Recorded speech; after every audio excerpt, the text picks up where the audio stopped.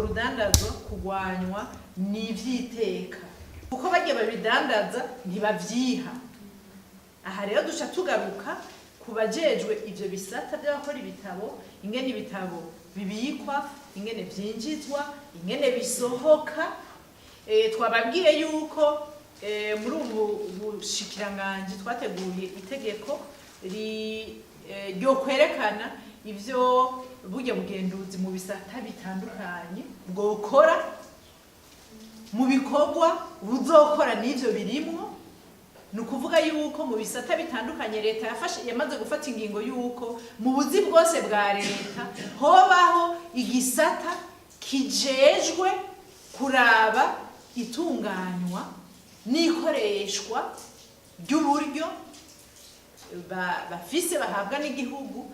Ico gisata rero cokora ku kazi nico kizoca gikora akazi mu bisata bitandukanye, tugaheza tukarabira hamwe impanuro twotanga kumbure n'ibikorwa byo kugendura nyezina twoca dukora kugira ngo abariko barakora amakosa bahanwe, abafise ibyo bokosora nabo babikosore. Si muri ico gisata c'ibitabo gusa, n'ahandi harashobora kuba hakorerwa amakosa nk'ayo.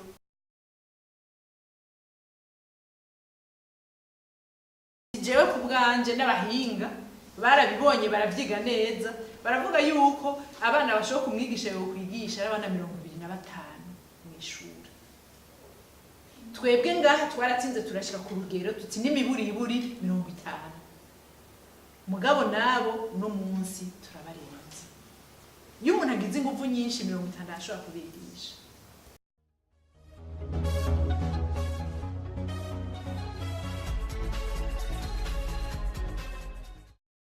Iki kibazo ntikiri mu bushikiranganji bw'intwaro yo hagati gusa, kiri mbese no mu bundi bushikiranganji bufise ubuzi butandukanye burangurirwa mu ntara.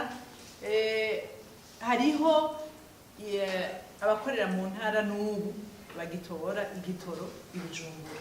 Ico rero jewe kumwe na wewe n'abandi nibaza batari bake barumva ko ari kibazo. Duhimiriza twebwe mu ntwari ibereye yuko ubwo bushikiranganji biraba bwo kwitunganya ku buryo hoboneka koko intwari ibereye mu kuranguka kw'ico gikorwa.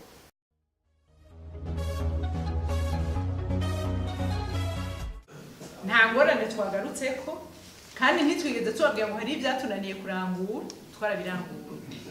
Twarabiranguye ibyo twari twategekanije kurangura. Kumbura icoba kitaheranye n'umwaka ngo duce tugitangira icegeranyo, ni ikibazo c'icegeranyo kikiriko kiratunganywa ngo gitangwe, nayo ubundi ibyo twategekanije twarashoboye kugira.